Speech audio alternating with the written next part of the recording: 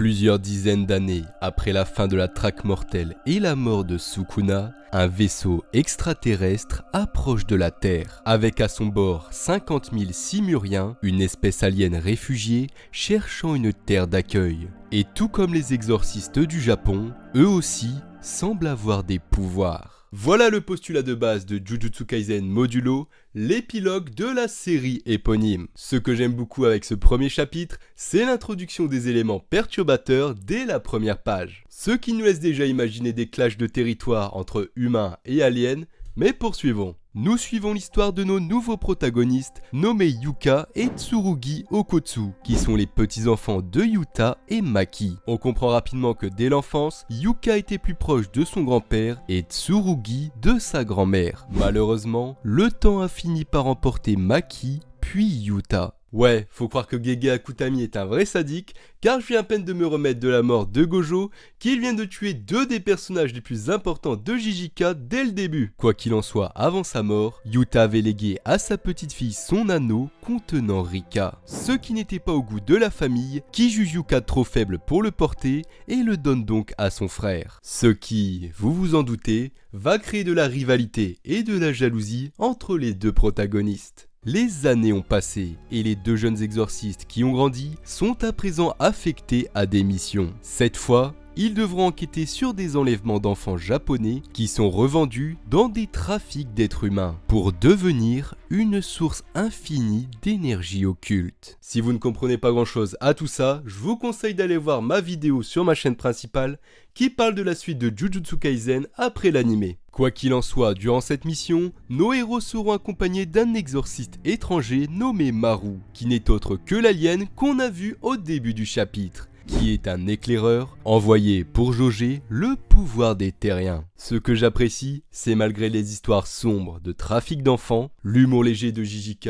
est toujours présent, avec une dynamique de trio que Akutami semble maîtriser et bien aimer. Quoi qu'il en soit, nos héros finissent par trouver la barrière qui sert à kidnapper les enfants et les téléporter dans le repère de leur ravisseur. Et justement, un gamin se fait avoir devant les yeux de nos héros, poussant Tsurugi à se jeter dans la gueule du loup. Sa sœur souhaite faire de même, mais seul Tsurugi est téléporté au vu de sa faible énergie occulte. Ouais, notre héros semble plus tenir de sa grand-mère, s'étant forgé un corps d'acier par l'entraînement physique. Cependant, son arme maudite n'a pas été téléportée avec lui, le laissant sans défense. Ligoté dans le repère du pointeur, Tsurugi apprend alors du trafiquant que les aliens ont débarqué sur Terre. Cette venue est évaluée comme un incident de classe S, tout comme l'était Sukuna à l'époque. Une guerre entre les deux espèces risque donc d'éclater, révélant au monde la faiblesse des exorcistes modernes comparés à ceux ayant mis fin à la traque mortelle comme Gojo ou Yuji.